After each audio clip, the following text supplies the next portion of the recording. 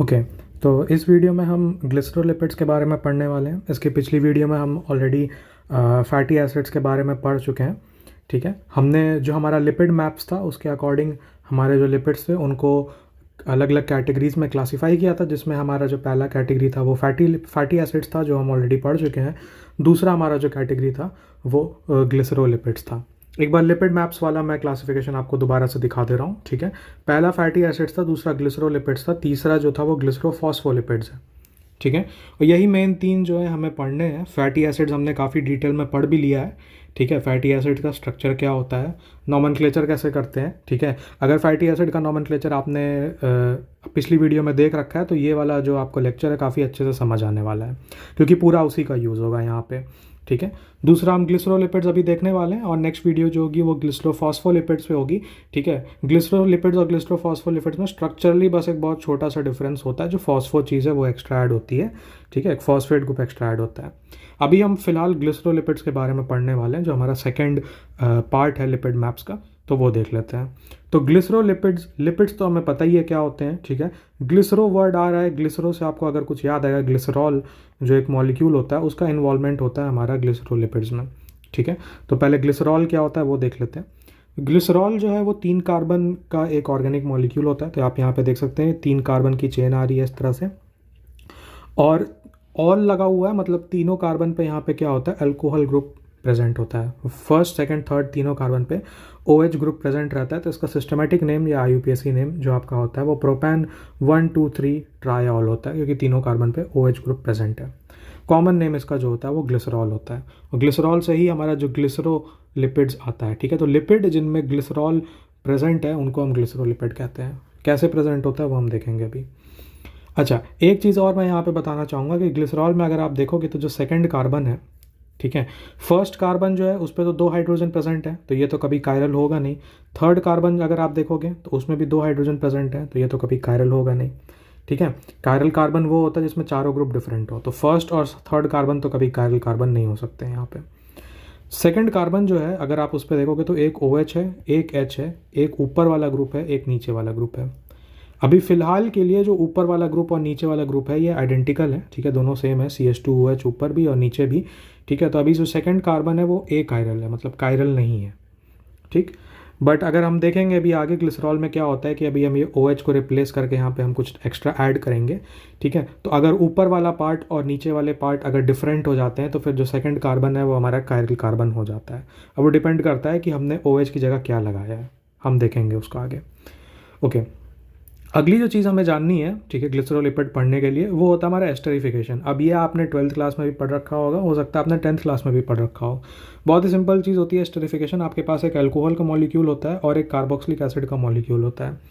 ठीक है, एसिड या बेस कैटलाइज्ड रिएक्शन होता है ये। ठीक, आप देख सकते हो अल्कोहल जो है वो ROH होता है, तो अल्कोहल में से जो हाइड्रोजन वाला पार्ट है, ठीक है, कार्बोक्सिलिक एसिड क्या होता है वो R'(COO) होता है। कार्बोक्सिलिक एसिड में से जो ये OH वाला पार्ट है और अल्कोहल में से जो H वाला पार्ट है, अगर आप इसको निकाल लें तो ये आपका वाटर बना देगा, तो -H2O। तो आपका जो अल्कोहल वाला पार्ट है ये और जो कार्बोक्सिलिक एसिड का जो ये इतना पार्ट है ये आपस में जुड़ जाते हैं और जो कंपाउंड आपको मिलता है एस्टर मिलता है। इस रिएक्शन को एस्टरिफिकेशन रिएक्शन कहते हैं। ठीक है, आपको अगर कुछ याद होगा 10th क्लास से, स्वीट स्मेलिंग कंपाउंड का फॉर्मेशन होता है जिसको हम एस्टर कहते हैं। अब जो एस्टर बन रहा है हमारा यहाँ पे, ठीक है, अब देखिए कार्बोक्सिलिक एसिड में ये वाला जो हिस्सा होता है ना, R'(C)O वाला जो हिस्सा होता है, इसको एसाइल ग्रुप कहते हैं, ये इसका नाम होता है। ठीक है, तो इसको एसाइल ग्रुप कहते हैं। तो ये एसाइल ग्रुप जो है ये आपका एज इट इज़ आप देख सकते हो एस्टर में प्रेजेंट है। ठीक है, एसाइल ग्रुप आपका एज इट इज़ एस्टर में प्रेजेंट है, एंड रिमेनिंग अल्कोहल से आपको RO मिल रहा है जो यहाँ पे आके लग जा रहा है। ठीक, और दूसरी चीज़ हमें क्या समझ आ रही है, अगर आप यहाँ पे देखो जो ये वाटर मॉलिक्यूल का रिमूवल हुआ है, देखिए ये आपका वाटर मॉलिक्यूल यहाँ से रिमूव हुआ है। ठीक है, तो अल्कोहल का O और S, आपका जो कार्बोक्सिलिक एसिड का C'(O) है, देखिए ये आपस में जुड़ जा रहे हैं। ठीक है, जो मैंने पिंक सर्कल में यहाँ पे ड्रॉ किया है उसको हम एस्टर लिंकेज कहते हैं, ध्यान दीजिएगा। ठीक है, इस चीज़ को जो है वो एस्टर लिंकेज कहा जाता है। ठीक, और कार्बोक्सिलिक एसिड का जो ये वाला हिस्सा होता है, ठीक है, इसको एसाइल ग्रुप कहा जाता है। अब ये दोनों चीज़ मैं बता रहा हूँ, ये भी आगे समझ आएगा कि क्यों हम इसको बता रहे हैं।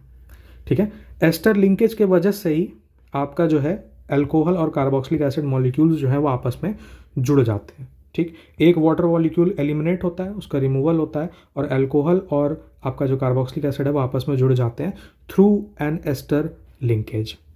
ओके, एस्टर लिंकेज जो होता है वो अल्कोहल और कार्बोक्सिलिक एसिड को जोड़ता है। दूसरी चीज़ एसाइल ग्रुप जो मैं बता रहा हूँ क्या था, कार्बोक्सिलिक एसिड का ये जो हिस्सा होता है उसको एसाइल ग्रुप कहते हैं। ये बस उसका एक नाम है जो आपको जानना है यहाँ पे, उसका कोई काम नहीं है, बट वो नाम मैं बता रहा हूँ अभी, वो आगे काम आएगा। ओके, अच्छा, अब एस्टेरिफिकेशन में देखिए आपका जो अल्कोहल है वो आपको ग्लिसरॉल से मिल जाएगा। ग्लिसरॉल में तो भाई 3 OH है, ठीक है, 3 OH है, तो अल्कोहल वाला पार्ट तो आपको ग्लिसरॉल से मिल गया, ठीक है। कार्बोक्सिलिक एसिड कहाँ से मिलेगा? कार्बोक्सिलिक एसिड अगर आपको याद होगा, जो फैटी एसिड्स होते हैं वो लॉन्ग चेन कार्बोक्सिलिक एसिड्स ही होते हैं, ठीक है। तो कार्बोक्सिलिक एसिड जो है आपको अपने फैटी एसिड से मिल जाएगा, ठीक। तो फैटी एसिड और ग्लिसरॉल को जब आप जोड़ोगे तो जो चीज़ बनती है उसको हम एसाइल ग्लिसरॉल कहते हैं, ठीक है।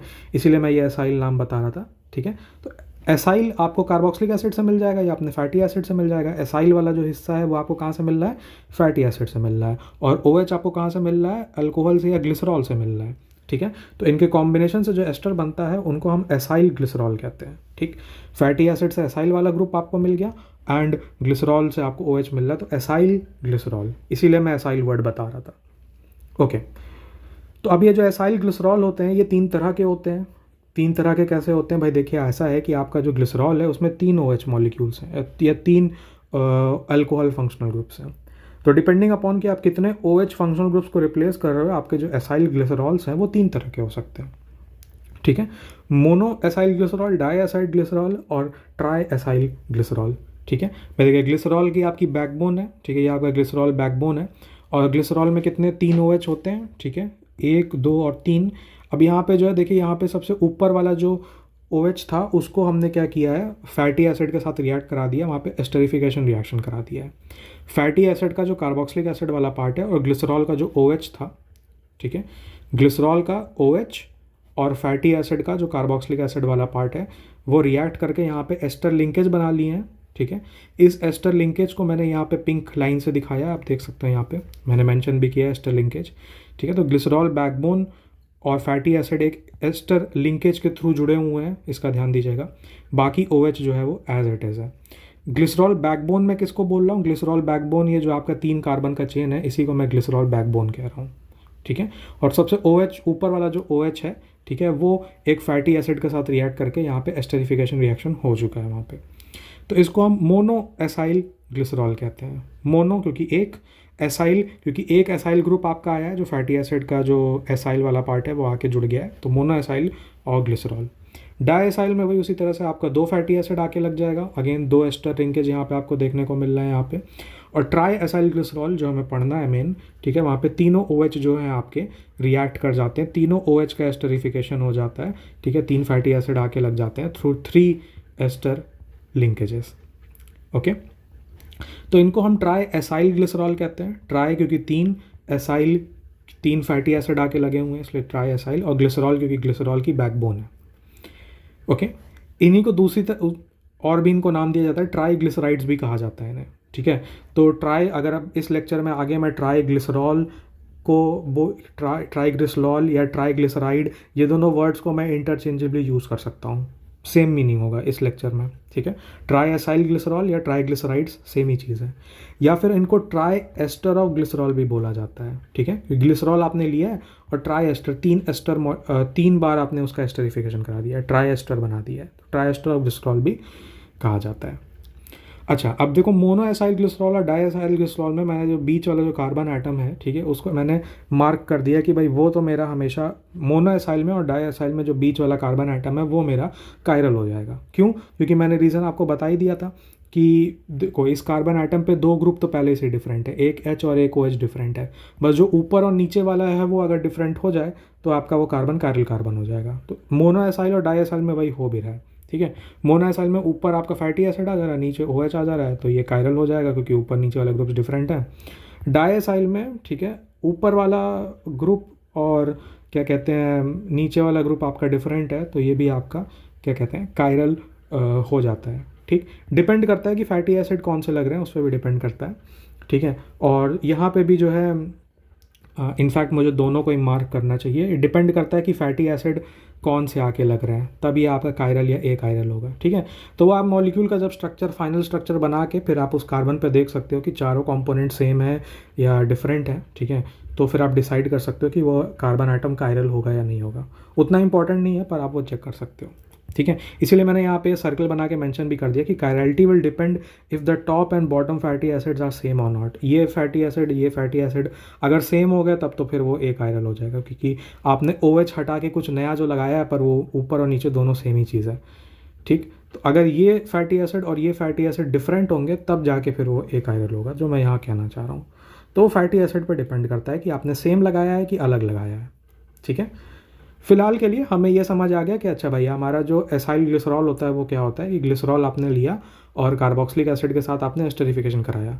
डिपेंडिंग अपॉन आपने कितनी बार एस्टरिफिकेशन कराया, कितना OH आपने ग्लिसरॉल का एस्टरिफिकेशन में यूज़ किया है, आपको मोनो, डाई या ट्राई एसाइल ग्लिसरॉल मिलता है। ट्राई एसाइल ग्लिसरॉल ही हमें पढ़ना है, ठीक है, जिनको हम ट्राई ग्लिसराइड्स भी कहते हैं या ट्राई एस्टर ऑफ ग्लिसरॉल भी कहते हैं। तो यहाँ पे हमें क्या समझ आया कि ट्राई एसाइल ग्लिसरॉल्स, ठीक है, बहुत ही इंपॉर्टेंट स्टेटमेंट है, इसलिए बॉक्स में लिखा है tri acyl glycerols are fatty acid esters of glycerol. क्या मतलब हुआ इसका आपका कि आपने ग्लिसरॉल लिया और आपने फैटी एसिड के साथ रिएक्ट करके एस्टर बना दिया। कितनी बार एस्टर बनाया? 3 बार एस्टर बनाया, इसीलिए हम इसको ट्राई एसाइल ग्लिसरॉल कहते हैं। ट्राई एसाइल ग्लिसरॉल क्या होता है? ग्लिसरॉल का एस्टर होता है विथ फैटी एसिड, ठीक, जो यहाँ पे मैंने लिखा हुआ है, ठीक है। ग्लिसरॉल और फैटी एसिड का जो एस्टर बना उसको हम एसाइल ग्लिसरॉल कह रहे हैं। ओके, तो ये चीज़ हमें समझ आ गई है।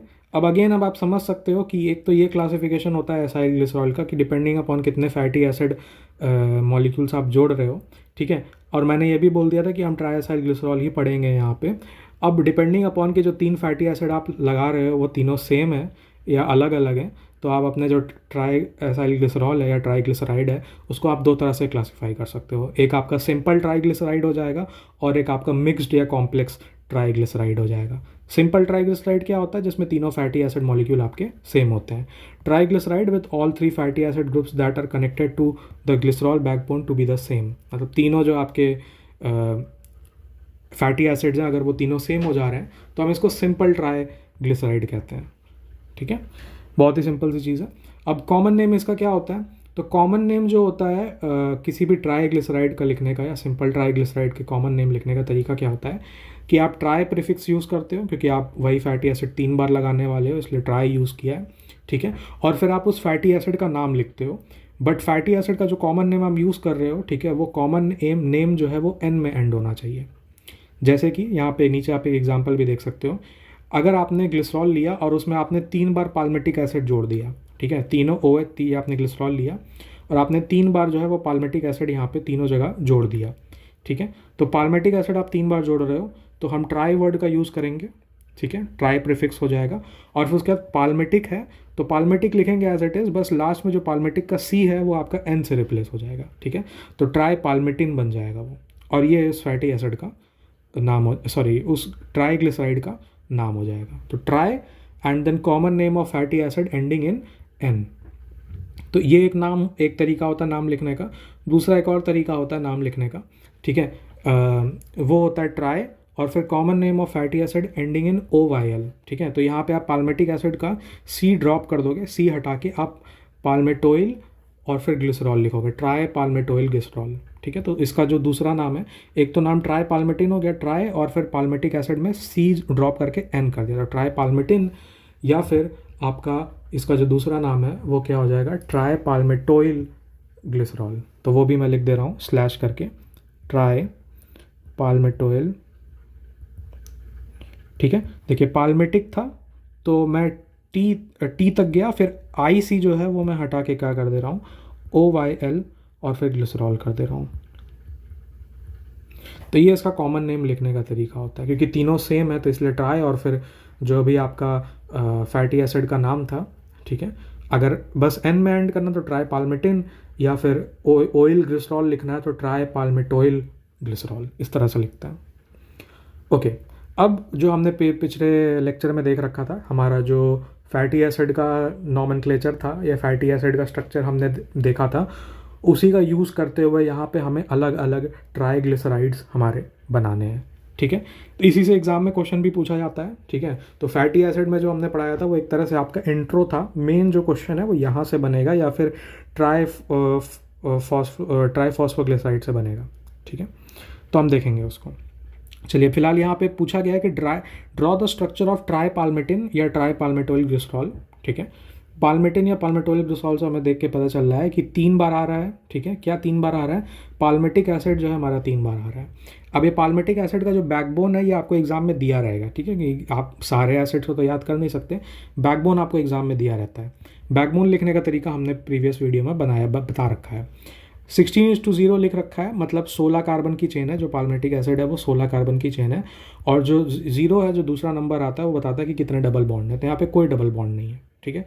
तो आपको बस सिंपल 16 कार्बन की चेन बनानी है, कोई डबल बॉन्ड नहीं होगा, और एक एंड पे आपका जो है वो आप अपना कार्बोक्सिलिक एसिड लगा देंगे तो वो फैटी एसिड बन जाएगा।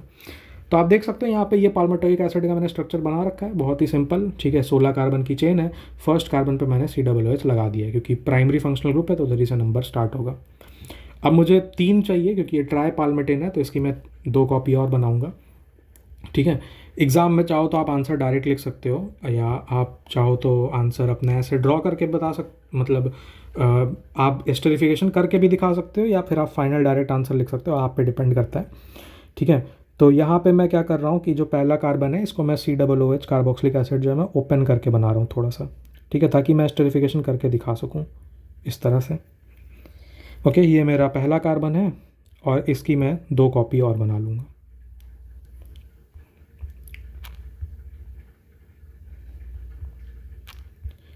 इस तरह से, ठीक है। एस्टरिफिकेशन होगा हमारा, तो एस्टरिफिकेशन आपको पता है कि जो आपका अल्कोहल होता है उसका H और कार्बोक्सिलिक एसिड का OH, ये आपके जुड़ जाते हैं आपस में इस तरह से।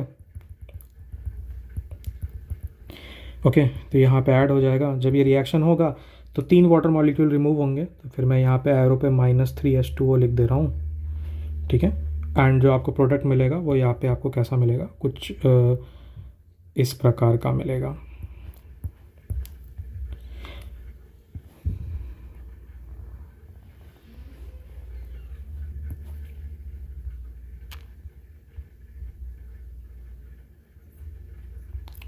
थोड़ी सी जगह बनानी पड़ेगी मुझे। अच्छा, इसमें एक चीज़ और ध्यान हमें क्या देना है कि जब हम फाइनल जो स्ट्रक्चर बना रहे हैं हमारा फैटी एसिड का, सॉरी ट्राइग्लिसराइड का, उसमें हमें ध्यान देना है कि नंबरिंग जो है, फिर वो नंबरिंग हम हमारे फैटी एसिड पे नहीं करेंगे, ये ध्यान देना है, ठीक है। तो ये नंबरिंग मैं मिटा दूंगा अब, ठीक है। ये नंबरिंग आप फैटी एसिड पे नहीं करेंगे, क्योंकि क्यों फैटी एसिड पे नंबरिंग नहीं करेंगे, क्योंकि आपका जो बैकबोन है वो ग्लिसरॉल का बैकबोन हो जाता है, ठीक है। तो वो जो नंबरिंग है वो ग्लिसरॉल के बैकबोन पे होती है, ना कि फैटी एसिड के बैकबोन, ना कि फैटी एसिड पे, ठीक है। तो यहाँ पे जो नंबरिंग मैंने करी थी वो तो भाई 16 कार्बन थे, तो वो गिनती करने के लिए मैंने नंबर लिखा हुआ था। बट जब आप फाइनल अपना फैटी एसिड बनाएंगे, सॉरी फैटी एसिड नहीं, ट्राइग्लिसराइड जब आप अपना फाइनल बनाएंगे, ठीक है, तो आपको जो है यहाँ पे कोई नंबरिंग नहीं करनी है, ठीक। नंबरिंग यहाँ पे आपको कोई नंबरिंग नहीं करनी है। हाँ, नंबरिंग आप चाहो तो यहाँ पे कर सकते हो, क्योंकि ये आपका बैकबोन हो जाता है, जो ग्लिसरॉल होता है वो बैकबोन बन जाता है। ओके, तो ये हमारा जो है आप देख सकते हो, ये this is the final structure of tri palmitin, ठीक है, या tri palmitoyl acid, tri palmitoyl glycerol, ठीक, इस तरह से बनता है। तो मेन इसमें जो जंतुजहत करनी है वो आपको बस करनी है एसिड का स्ट्रक्चर बनाने के लिए, और एसिड का स्ट्रक्चर बनाने के लिए बैकबोन जो है वो आपको एग्जाम में दिया रहेगा, ठीक है। तो बस इसी पे थोड़े से क्वेश्चन हमें प्रैक्टिस करना है, 3 क्वेश्चन और है, बस वो देखना है, हम जल्दी से देख लेते हैं, ठीक है। दूसरा यहाँ पे देखिए ट्राई स्टेरेन बोल रहा है, ठीक है। तो स्टेरेन बोल रहा है, तो स्टेरेन मतलब यहाँ पे स्टेरिक एसिड आ रहा होगा। स्टेरिक एसिड का बैकबोन अगेन आपको एग्जाम में दिया रहेगा, C18:0, मतलब 18 कार्बन की चेन है, कोई डबल बॉन्ड नहीं है। तो ये आपने 18 कार्बन की चेन बना दी, फर्स्ट कार्बन पे आप अपना कार्बोक्सिलिक एसिड इस तरह से बना देंगे। अगेन जो कार्बोक्सिलिक एसिड है उसको मैं ओपन करके बना दे रहा हूँ, ठीक है, ताकि मुझे एस्टरिफिकेशन शो करने में ईजी हो। ओके, तो यहाँ पे इस तरह से COOH, ये मेरा पहला कार्बन है, ठीक। एंड इसकी मैं 2 कॉपी बना दूंगा। आपको बस जो है ये फैटी एसिड का जो स्ट्रक्चर है उसी को ड्रॉ करने की प्रैक्टिस करनी है। अगर फैटी एसिड का स्ट्रक्चर आपको बनाना आ गया, ठीक है, कार्बन बैकबोन से, तो फिर इस क्वेश्चन में कुछ नहीं है, तो फिर आप एस्टरिफिकेशन तो आप करा ही लेंगे एंड फाइनल आंसर आपको आसानी से मिल जाएगा। आई थिंक मुझे इसको नेक्स्ट पेज पे शिफ्ट करना पड़ेगा क्योंकि जगह नहीं बच रही है। 1 मिनट।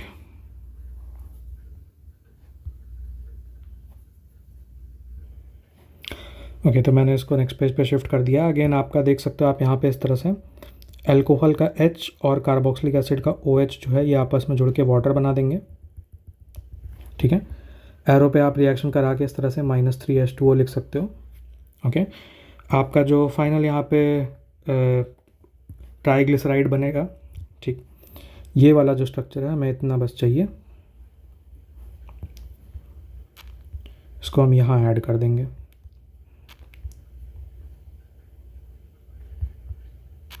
ठीक, अगेन मैंने ध्यान आपको बताया था कि अब यहाँ पे जो बैकबोन होता है, जो मेन चेन होती है, वो ग्लिसरॉल की हो जाती है, ठीक है। तो फैटी एसिड पे आपको नंबरिंग, आप ध्यान दीजिएगा, फैटी एसिड पे आपको नंबरिंग नहीं करनी है, इस चीज़ का ध्यान दीजिएगा जब फाइनल आंसर आप लिखें।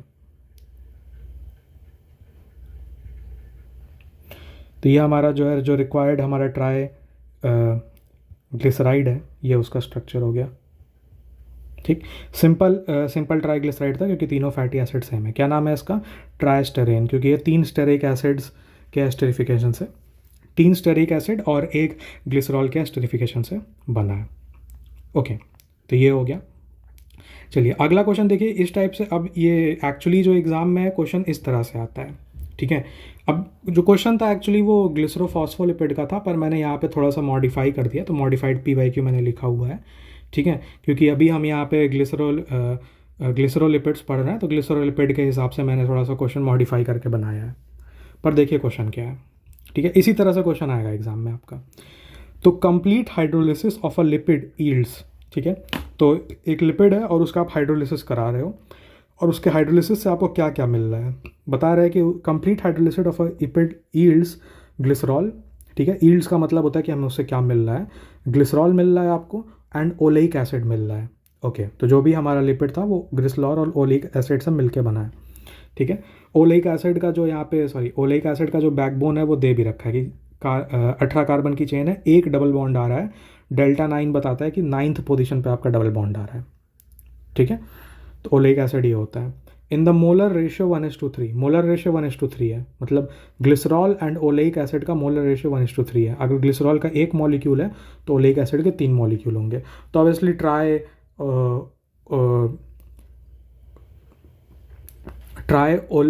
ओलेओइल ग्लिसरॉल जो है आपका बन रहा है, या ट्राई ओलेओइन बन रहा है, ठीक है। तो यही बोल रहा है आपको कि name this lipid and draw its structure. तो नाम लिख लेते हैं, पहले नाम लिखना आसान है, ठीक है, क्योंकि नेमिंग का हमने क्या बताया था, नेमिंग का प्रोसीजर क्या था हमारा, कि हमारा जो भी पहले हम ट्राई लिखेंगे, ठीक है, फिर जो भी हमारा जो भी हमारा फैटी एसिड का कॉमन नेम होता है उसमें वो लिखेंगे, लास्ट में C की जगह बस हम N कर देंगे, ठीक है। तो ये इसका कॉमन नेम क्या हो जाएगा, ट्राई ओलेइन हो जाएगा, ठीक है। एक तो तरीका ये होता है, या फिर दूसरा तरीका क्या होता है, ट्राई लिखेंगे आप, अगेन जो कॉमन नेम है वो लिखेंगे OLE, बट लास्ट में जो IC है उसकी जगह आप OYL और फिर एसिड कर देंगे, एसिड नहीं, ट्राई ओलियोइल ग्लिसरॉल कर देंगे आप, ठीक है। तो ये इसका जो है नाम लिखने का तरीका होता है। अगेन आपको जो इजी पड़े वो लिखिए, मेरे अकॉर्डिंग ये वाला ज़्यादा इजी है, ठीक है। बस ओलेइक एसिड का लास्ट में C हटा के बस N करना रहता है, तो ट्राई ओलेइन इसका नेम हो जाएगा। तो एक तो ये आपका आंसर हो गया, ठीक है, क्योंकि इसका नाम लिखना था। एंड दूसरा ड्रॉ इट्स स्ट्रक्चर। तो देखिए स्ट्रक्चर बनाने में ही मेहनत है जो है, ठीक है। ग्लिसरॉल तो आपको पता ही है, ग्लिसरॉल का ये बैकबोन होता है इस तरह से, ठीक है। ओलेइक एसिड का आपको जो है प्रैक्टिस करना पड़ेगा। अगर बैकबोन दे रखा है, कार्बन बैकबोन दे रखा है, तो स्ट्रक्चर कैसे बना है। अब देखो मैंने यहाँ पे ऑलरेडी बना के दिखा रखा है, बट जब आप प्रैक्टिस करेंगे तो प्रैक्टिस करते टाइम आपको कैसे बनाना है वो मैं बता दे रहा हूँ। 18 कार्बन की चेन है, ठीक है, और आप देख रहे हो कि एक डबल बॉन्ड आ रहा है जो 9th पोजीशन पे आ रहा है। अगर आपको पिछले वीडियो से याद होगा, नेचुरली अकरिंग फैटी एसिड्स जो होते हैं, ठीक है, सारे जो है वो सिस फॉर्म में होते हैं, यहाँ पे आप देख भी सकते हो जो डबल बॉन्ड है यहाँ पे सिस फॉर्म में आ रहा है, 9th पोजीशन पे सिस फॉर्म में आ रहा है। ठीक है, जल्दी जल्दी में क्या होता है, ऐसे बच्चे क्या करते हैं, 18 कार्बन की चेन है तो 18 कार्बन की चेन बनाने के लिए इस तरह से जिगजैग जिगजैग बना देंगे। ठीक है, और फिर यहाँ से नंबरिंग करेंगे 1 2 3 4 5 6 7 8 9 10, और फिर देखेंगे अच्छा डेल्टा 9 है, मतलब 9 और 10 के बीच में डबल बॉन्ड आ रहा है, तो यहाँ डबल बॉन्ड ऐसे बना देंगे। अगर आप इस तरह से बनाते हो एग्ज़ाम में, तो आप ये शो कर रहे हो कि जो आपका ओलेइक एसिड है, ठीक है, उसमें जो 9-10 पोजीशन पे जो डबल बॉन्ड है वो आपका ट्रांस है, क्योंकि अगर ऐसे बनाया जा रहा है और डबल बॉन्ड बनाया जा रहा है तो वो ट्रांस शो करता है। ठीक है, this shows trans and this shows cis. ठीक है, तो ध्यान दीजिएगा एग्ज़ाम में कि ये मत बनाइएगा। ठीक है, ये मत बनाइएगा गलती से, इस पर मार्क्स कट जाएगा। ठीक है, ये बनाना है, ये सही स्ट्रक्चर होगा ओलेइक एसिड का। ठीक, नंबरिंग जो है वो आपका COOH वाले साइड से होती है, प्राइमरी फंक्शनल ग्रुप के साइड से होती है। तो यही इसमें बस आपको ध्यान रखना है प्रैक्टिस करते टाइम कि स्ट्रक्चर बनाते टाइम जो आपका डबल बॉन्ड है वो आपका सिस फॉर्म में होना चाहिए, ट्रांस फॉर्म में नहीं होना चाहिए। बाकी अगेन COOH का स्ट्रक्चर मैं ओपन करके बना दे रहा हूँ यहाँ पे। ठीक है, 2 कॉपीज़ मुझे चाहिए होंगी इसकी, तो 2 बार कॉपी कर लेंगे एंड देन हम एस्टरिफिकेशन कर लेंगे इसका। तो मेन आप देख सकते हो कि मेहनत जो है, मेन मेहनत या मेन जो आपको पता होना चाहिए चीज़, वो आपको पता होना चाहिए फैटी एसिड का स्ट्रक्चर कैसे बनाया जाए। ठीक है, बैकबोन जो आपको डेटा दे रखा है 18:1 डेल्टा 9, उससे हम फैटी एसिड बनाए कैसे, वही हमने पिछली वीडियो में पढ़ा भी था। -3H2O। ठीक है, यहाँ से हम हाइड्रोजन हटा देंगे क्योंकि वो पानी में यूज़ हो गया है, एंड इतना हम कॉपी कर लेंगे। ठीक है, और इसको यहाँ लगा देंगे तो हमारा ये ट्राइओलिन बन जाएगा। ठीक है, नंबर अगेन ध्यान देना है, नंबर जो है हम इस पर नहीं करेंगे। ठीक है, क्योंकि जो प्राइमरी बैकबोन है हमारा वो अब ग्लिसरॉल का बैकबोन हो गया है। इसकी 2 कॉपी मैं और बना दूंगा। तो ये हमारा जो है ट्राइओलिन का स्ट्रक्चर मैंने यहाँ बना दिया है। ठीक है, तो देख सकते हो आप एग्ज़ाम में क्वेश्चन जो है कैसे पूछा जा रहा है। ठीक है, नाम भी लिखने को बोल रहा है और स्ट्रक्चर भी बनाने को बोल रहा है। ठीक, नाम लिखने को, स्ट्रक्चर बनाने को, और कैसे बता रहा है, बता रहा है कि लिपिड है आपके पास जिसका हाइड्रोलिसिस कराने पे, कंप्लीट हाइड्रोलिसिस कराने पे आपको ग्लिसरॉल एंड ओलेइक एसिड मिल रहा है। ग्लिसरॉल आपको 1 मोल मिल रहा है और ओलेइक एसिड 3 मोल मिल रहा है। तो आपको समझ आ गया कि ये सिंपल ट्राइग्लिसराइड है। ठीक है, जिसमें ग्लिसरॉल का बैकबोन है और 3 ओलेइक एसिड के मॉलिक्यूल्स हैं। ठीक है, ओलेइक एसिड का बैकबोन चेन भी दे रखा है आपको, 18 कार्बन की चेन है, एक डबल बॉन्ड है, डबल बॉन्ड आपका 9th पोजीशन पे है। ध्यान दीजिएगा कि डबल बॉन्ड जो होता है वो सिस फॉर्म में होता है।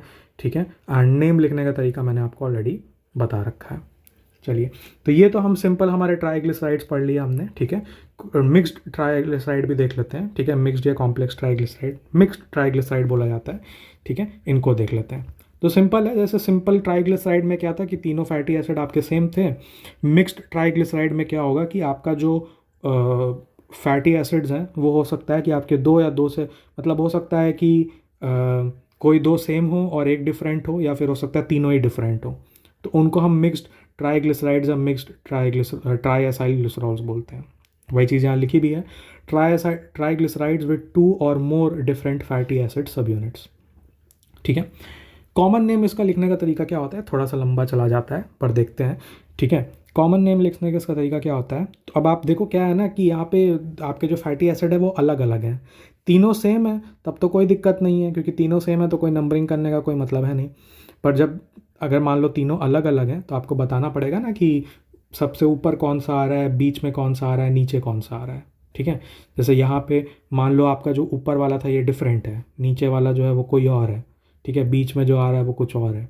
ठीक है, या मान लो ऊपर और बीच में जो आ रहा है वो कुछ और है, तो आपको बताना पड़ेगा कि अच्छा ग्लिसरॉल के जो पहला और सबसे ऊपर वाला कार्बन है उस पर कौन सा आ रहा है, ग्लिसरॉल का जो सेकंड वाला कार्बन है उस पर कौन सा फैटी एसिड आ रहा है, ग्लिसरॉल का जो थर्ड वाला कार्बन है उस पर कौन सा फैटी एसिड आ रहा है।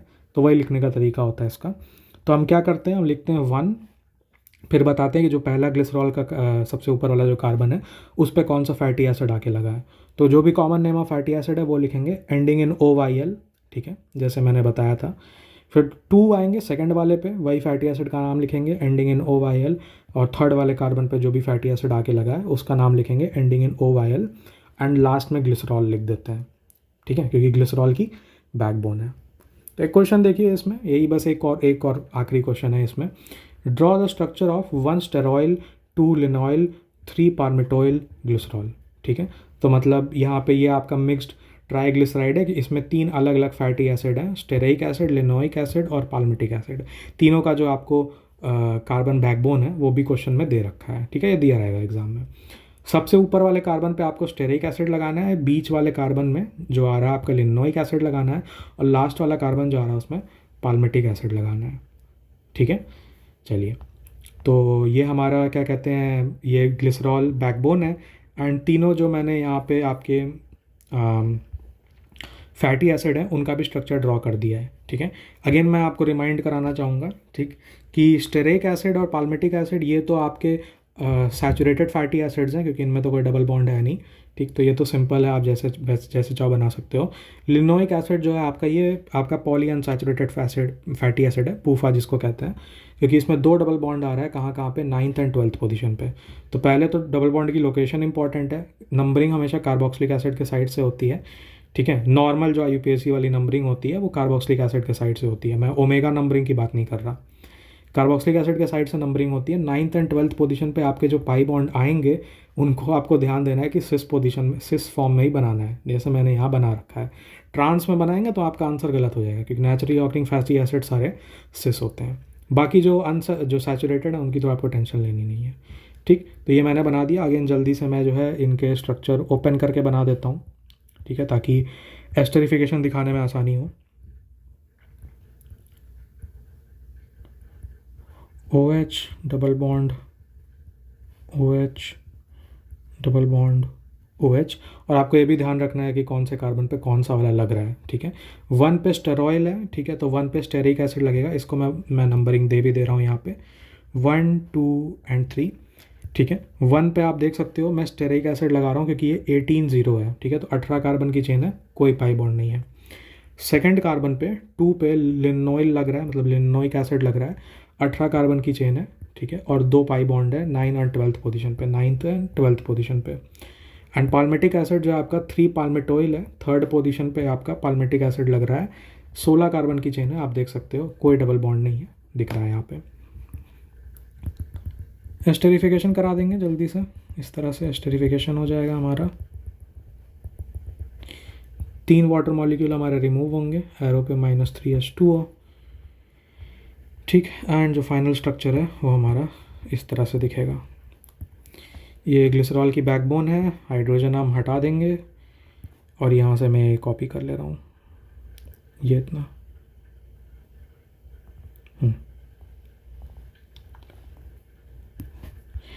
अगेन मैंने आपको बताया है कि अब जो मेन बैकबोन होती है वो ग्लिसरॉल की हो जाती है, तो फैटी एसिड पे नंबरिंग नहीं होती। ठीक, फाइनल आंसर में आप अपने फैटी एसिड से नंबरिंग हटा दीजिएगा।